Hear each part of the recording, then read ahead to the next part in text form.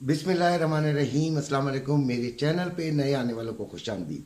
मेरे चैनल पे gold trading, physical gold, इसके अलावा प्रॉपर्टी यानी रियल इस्टेट के बारे में बात होती है। तकरीबन दो वीडियोस आपको गोल्ड पर और एक कम से कम आपको प्रॉपर्टी पे मिलती है, क्योंकि मेरा बेसिक काम रियल इस्टेट का है।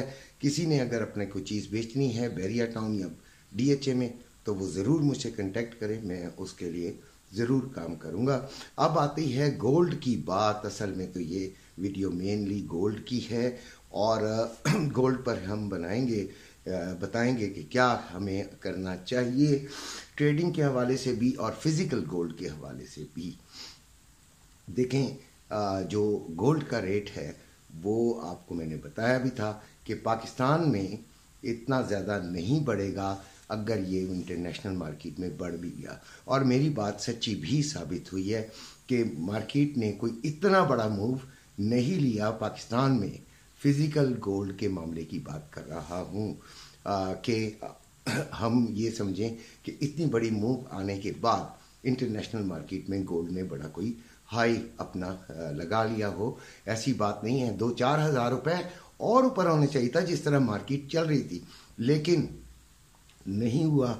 अभी जो मुझे रेट मिल रहा है वो ये है कि 2,20,600 रुपये में बाइंग है पीस की, 2,21,100 रुपये में सेलिंग है। लेकिन आपको मैं ये बता दूं कि इस वक्त इस पर भी ख़रीदा नहीं जा रहा होगा।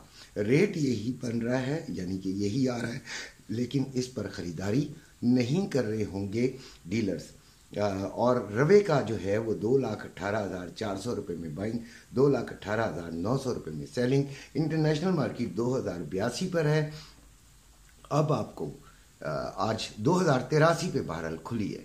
और अब आपको ये थोड़ा सा एक्सप्लेन कर दूं कि गोल्ड आज फिर नीचे जाने का इम्कान है, यानी कि जो फिज़िकल गोल्ड है उसमें 1,500 से 2,000 रुपये या 1,000 से 2,000 कर लीजिए, बात एक ही है वैसे। तो आपने इसको नीचे जाते हुए देखना है। मुझे लग रहा है कि गोल्ड में अब वो वाला जो एक बूम एकदम आया था, जो रशिया की तड़ी के बाद आया था। अभी आपको पता है कि इसराइल और गज़ा का जो मामला है वो भी कुछ ठंडा पड़ता नज़र आ रहा है।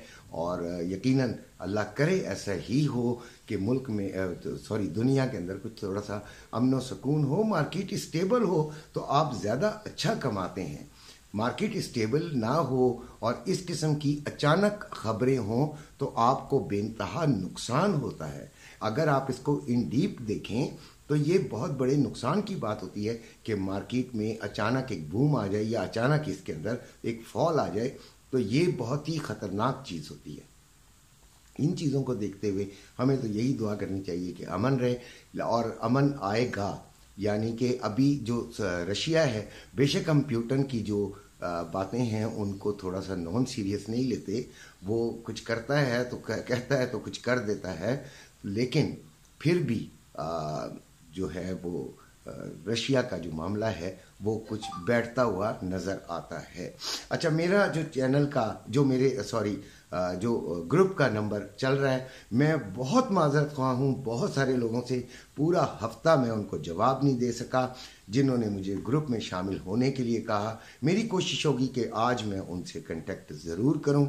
असल में मैं बीमार भी हूँ और मेरा जो दिमाग है वो ज़रा थका हुआ बहुत ज़्यादा है, क्योंकि मुझे अपने ग्रुप के तमाम बच्चों को जवाब देना पड़ता है। और मैं देता हूँ, मैं ये नहीं करता हूँ कि एक मैसेज कर दिया और उसमें लिख दिया कि ये आपका एंट्री पॉइंट है, ये TP और ये SL है। मैं लगातार उनसे दोस्ताना माहौल में बातें करता रहता हूँ। नुकसान फ़ायदा अपनी जगह है, लेकिन उनको मैं जो है वो रिस्पॉन्स देता रहता हूँ, साथ साथ ही रहता हूँ, जैसे कि एक फैमिली की तरह हम साथ हैं। अच्छा, अब एक बात जहन में रखिएगा कि कोई भी काम आज करना है तो वो SL लगा के करना है। SL स्टॉप लॉस, यानी कि आपका छोटा लॉस आप उठाने के लिए तैयार हों, तब मार्केट को खून देने के लिए तैयार होंगे तो मार्केट का पूरा बेड़ा खा सकेंगे। भाई, थोड़ा सा खून आप देने के लिए तैयार रहिएगा, मार्केट को समझने की भी कोशिश करते हैं। देखें, मार्केट गई है आपकी 2088 तक, ठीक है, और मार्केट गई है अचानक, इसमें किसी का कोई कमाल नहीं है। वो जो चीख रहे हैं ना आज और कल, बड़े उससे कह रहे हैं मगरूराना अंदाज से, बड़े फ़ख्र से कि हमने कहा था बाइंग, तो वो प्यूटन की जो हैं वो कज़न नहीं है कि उनको पता था कि प्यूटन ने आज ये कहना है। वो एक चांस लग गया। और ये भी आपको सच बता दूं कि इतनी बड़ी मूव में फिर भी आप ज़्यादा से ज़्यादा $10 या $12 तक का रिस्क लेते हैं, उससे ज़्यादा का फ़ायदा नहीं उठाते आप। ये बात याद रखिएगा कि 90% लोग बड़ी मूव में फ़ायदा छोटा ही उठाते हैं।